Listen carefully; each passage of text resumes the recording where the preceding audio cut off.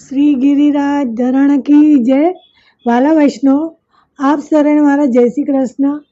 આજે આપણે કૃષ્ણાર્પણ ચેનલમાં શ્રીનાથજીના પાટોત્સવ વિશેનો સત્સંગ કરીશું. જો તમે આ ચેનલમાં નવા હો તો તમે આ ચેનલને સબસ્ક્રાઈબ અને લાઈક કરજો અને આ સત્સંગનો બીજા વૈષ્ણવોની સાથે શેર કરજો. શ્રી શ્રીનાથજીનો પાટોત્સવ મહાવત સાતમ.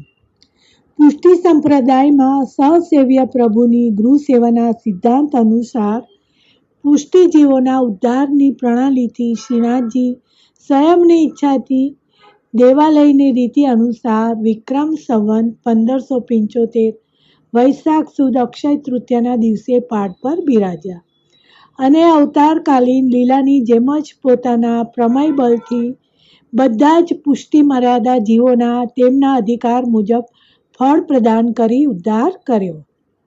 આમ જગતોદ્ધાર બની દરેકને ફળ પ્રદાન કર્યું.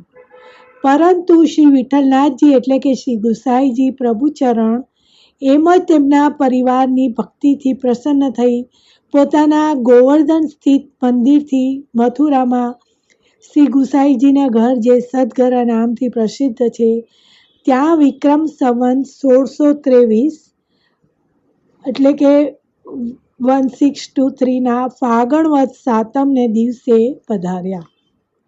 તેમજ શ્રી ગુસાઈજીના સમસ્ત પરિવારને સ્વયંને સામેથી ચાલીને સર્વ સમર્પણ સ્વીકાર કર્યો. એક બેટી જેના નાકની નથ પધરાવવાની બાકી રહી ગઈ હતી તે પણ શ્રીજીએ સામે ચાલીને માગી લીધી. જ્યારે શ્રીજી પધાર્યા ત્યારે સેવામાં ગ્વાલનો સમય હતો. બધા જ વહુજી અને બેટીજીઓ રોટીની સામગ્રી કરી રહ્યા હતા. પરંતુ શ્રીજીને અચાનક પધારેલા જોઈને સમયના અભાવથી બધાએ ખરમંડા એટલે કે બૂરું લગાડેલી રોટીની સામગ્રી આરોગાવી હતી. આજે પણ આ જ ભાવનાથી વલ્લભકુલ પોતાના ઘરમાં સ્વયંના સેવ્ય સ્વરૂપની સાથે શ્રીજીની એટલે કે ભાવના પધરાવીને આ સામગ્રી શ્રીજીને આરોગાવે છે અને હોળી ખેલનો ઉત્સવ પણ મનાવે છે. શ્રીજી અહીં સદઘરામાં ખૂબ જ આનંદ અને ઉત્સાહપૂર્વક સમગ્ર વહુજી અને બેટીજી અને શ્રી ગુસાઈજીના પરિવાર સાથે હોળી ખેલ ખેલ્યા છે. શ્રીજી તો નિકુંજ નાયક છે. શ્રીજીની પ્રધાન ભાવથી શ્રી ગોવર્ધન પર્વતની લીલા નિકુંજની છે. માટે શ્રીનાથજીની સેવા પ્રકાર નિકુંજના ભાવની છે. કારણ આપશ્રી તો નિકુંજ નાયક છે. આજના દિવસે વિક્રમ સંવત 1623 ફાગણ વદ સાતમથી લઈને વિક્રમ સંવત 1623 વૈશાખ સુદ 14 એટલે કે નૃષીય 14 સુધી લગભગ 82 દિવસ શ્રીજી સદઘરામાં જ બિરાજ્યા અને નૃષિ 14ને દિવસે સાયંકાલ આપ પુનઃ શ્રી ગોવર્ધન પર્વત પર પોતાના નિજ મંદિરમાં પાછા ફર્યા. મેવાડના સિંહાડ એટલે કે આજનું નાથદ્વારા ગામ પધારવાની પૂર્વે લગભગ 100 થી અધિક વર્ષ આ જ ગોવર્ધન પર્વત પર મંદિરમાં બિરાજ્યા. પછીથી વિક્રમ સંવત 1788 ફાગણ વદ સાતમના દિવસે શ્રીનાથજીને સિંહાડ એટલે કે નાથદ્વારામાં નવનિર્મિત મંદિરમાં પહેલી વાર તિલકાયાત શ્રી દામોદર મહારાજશ્રીએ પાટે પધરાવ્યા.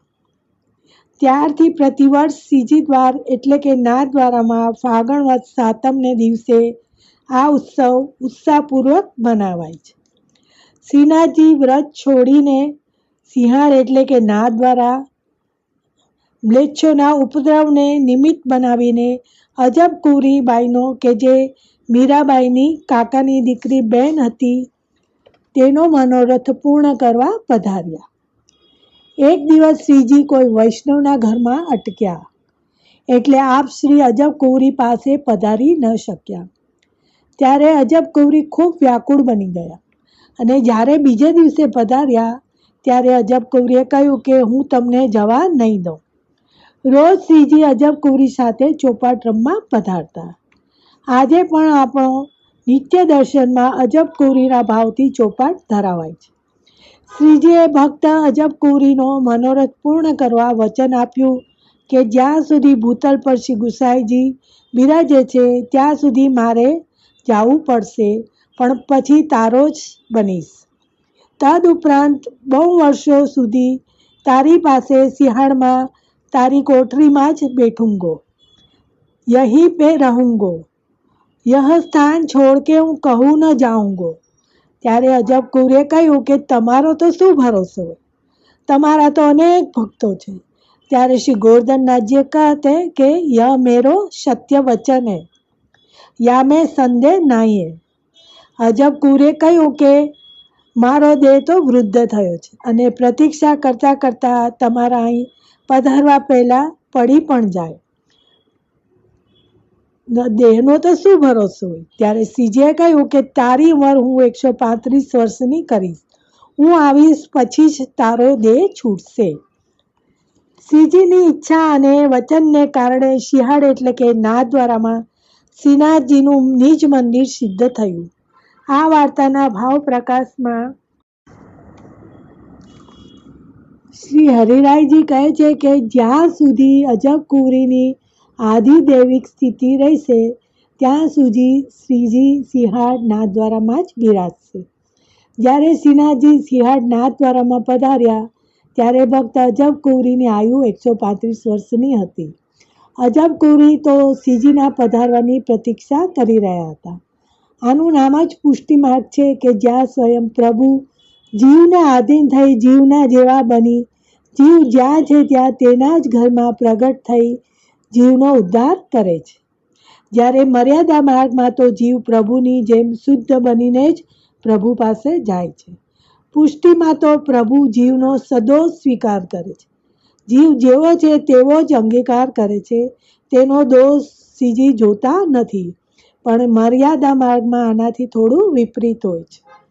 પહેલાં દેહની શુદ્ધિ થાય પછી જ મર્યાદા માર્ગમાં શ્રીજી અંગીકાર કરે છે જીવનો. હવે દેવાલયની મર્યાદાનો ત્યાગ કરી સદઘરા પધારી શ્રી ગોર્ધનનાથજીએ આજના દિવસે પુષ્ટિની મર્યાદાને દ્રઢ કરી. આ દ્રષ્ટિથી દરેક પુષ્ટિથીઓ કે જે પોતપોતાના ઘરમાં પોતાના તન મન અને ધન એટલે કે તનુવિત્તજાની સેવા કરે છે તેમને માટે આજનો ઉત્સવ ખૂબ મહત્વનો છે. કેમ કે પુષ્ટિ પ્રભુને સ્નેહની ચાહના હોય છે. દેવાલય પ્રકારમાં આવો સ્નેહ ક્યાંથી હોય. શ્રી ગોર્ધનનાથજી ઘરધણી જ્યાં રહે ત્યાં જ પધારે, ત્યાં જઈને જ રહેવું. ભોજન પણ ઘરધણી જેમ જ ખુદ સિદ્ધ કરે છે તે જ આરોગે. આવી અત્યંત સ્નેહની ચાહથી આપ સદઘરમાં પધાર્યા. ખૂબ વહુજી બેટીજીએ લાડ લડાવ્યા. શ્રીજીએ દરેકને ખૂબ સુખ આપ્યું. આ સ્નેહનું લક્ષણ છે. આ રીતે શ્રી ગુસાઈજીના ઘરે પધાર્યા. આ જ ભાવનું એક પદ પણ આપણામાં છે કે રહ્યો મોહે શ્રી વલ્લભ ગુરુ ભાવે. હવે આજના દિવસે 7 ઉત્સવ હોય છે. આજના દિન શ્રીજી સદઘરામાં પધાર્યા. આજના દિવસે શ્રીજી મેવાડમાં પધાર્યા. આજના દિવસે શ્રીજી બાવાને અજબકુરીબાઈનો મનોરથ પૂર્ણ કરવા એમના ઘરે ભવનમાં બિરાજ્યા. આજ લાડીલે લાલનો બી પાટોત્સવ છે. આજના દિવસે શ્રી ગુસાઈજીએ શ્રીમદ ગોકુળમાં વાસ કર્યો.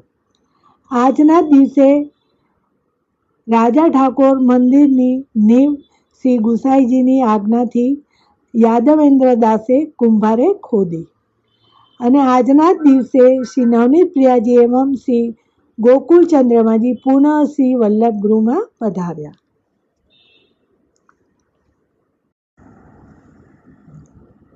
શ્રીનાથજી બાવાના પ્રાગટ્યની સાથે 4 વ્યૂહનું પણ પ્રાગટ્ય થયું હતું. ભક્તો ચારેય વ્યૂહ તરફ પણ ભક્તિભાવ રાખતા. પેલું સંકર્ષણ કુંડમાંથી જેનું પ્રાગટ્ય થયું તે સંકર્ષણ દેવ. બીજું ગોવિંદ કુંડમાંથી જેનું પ્રાગટ્ય થયું તે ગોવિંદ દેવ. ત્રીજું દાનઘાટીમાંથી પ્રાગટ્ય થયા તે દાનીરાયજી, અને ચોથું શ્રીકુંડમાંથી પ્રગટ થયા તે હરદેવજી. આ ચારેય દેવો સંકર્ષણ, વાસુદેવ, પ્રદ્યુમન અને અનિરુદ્ધના અંશાવતારો છે. તેઓ શ્રીનાથજીની સેવામાં રહે છે. આવા ચારેય દેવો વચ્ચે શ્રીનાથજી પુરુષોત્તમ સ્વરૂપે બિરાજમાન છે. તો આજનો આ સત્સંગ શ્રીનાથજીના ચરણોમાં સમર્પિત. બોલો શ્રી વલ્લભાધીશ કી જય.